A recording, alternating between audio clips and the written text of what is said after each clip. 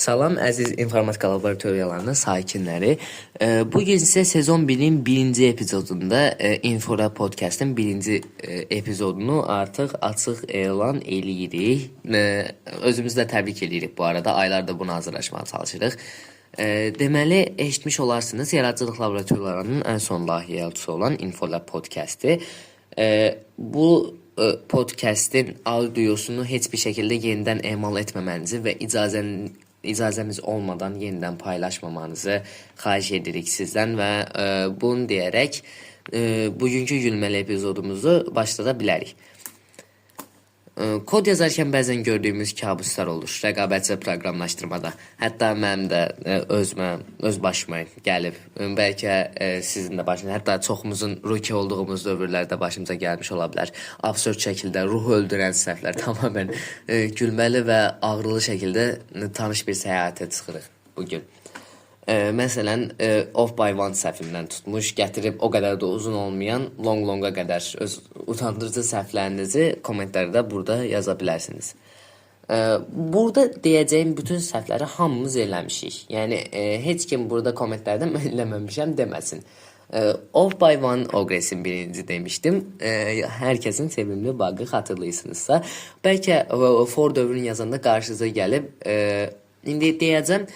For i bərabərdir 0, i kiçik bərabərdir n, i plus for dövründə səhv olan nədir? Əlbəttə ki, i-yə data tipi təyin eləməmişik, düzdür? Və yadımdadır, mənim hələ təzə başlayanda i-nin data tipini təyin eləmədən for dövrü qurmağa çalışırdım. Düz yarım saat məsələnin üstündə debugging eləməyə çalışdım, AI falan istifadə eləmədən. Qalmışam ortadakı bu for dövründə problem nədir? Kod heç nəyə cavab vermir.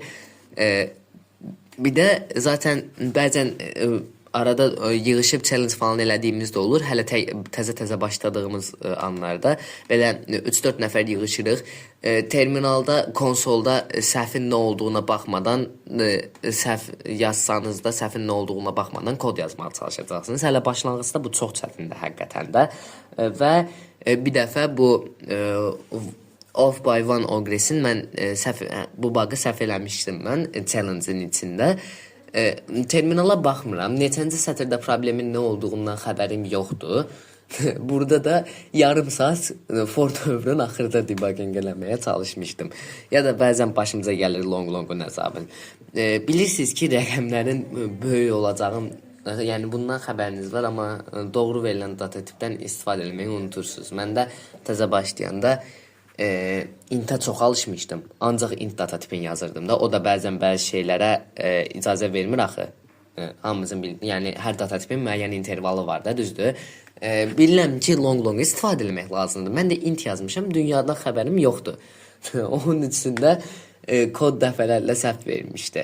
Tapmaq da o qədər çətin olmadı, amma yenə də bəzən ruh düşkünlüyü yaradır insanda, hər nə qədər gülməli olsa da. Ya da bəzən absolut dəliliyi olur, hamımızın başına gəlmişdir.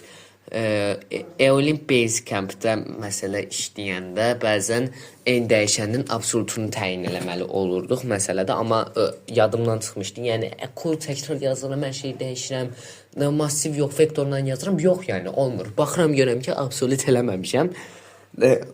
Yəni, işgəncə kimi bir şeydir də absolutu yazmamaq, təsəvvür eləyirsiniz ki. Ya da performans tələləri olur, endline versi /n funksiyonu falan. Bəlkə də vaxt limitin açdı, time limit exceeded falan görmürsünüz belə bir şeydə. Düzdür, çox olmur rəqabətçi proqramlaşdırmada.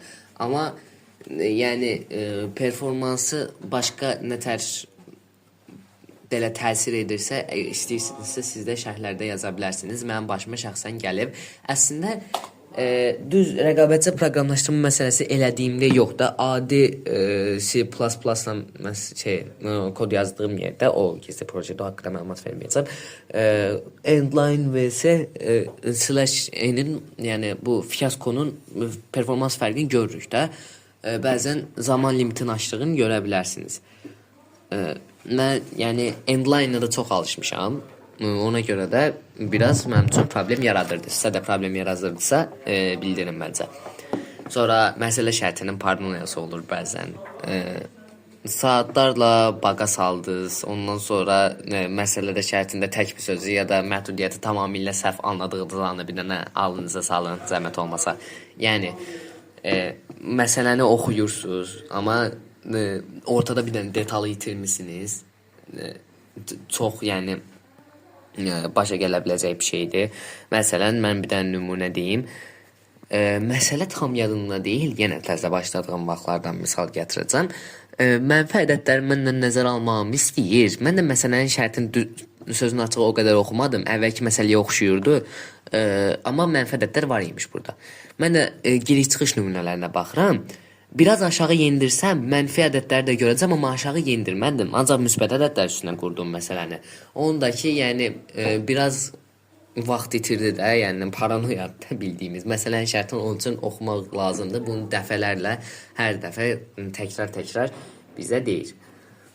Sonra sirli yaddaş xətaları, nə bilim, kodun nəsə segmentində falan bir dənə səhv ya da qəlbi işləmə zamanı xəta ilə çökür.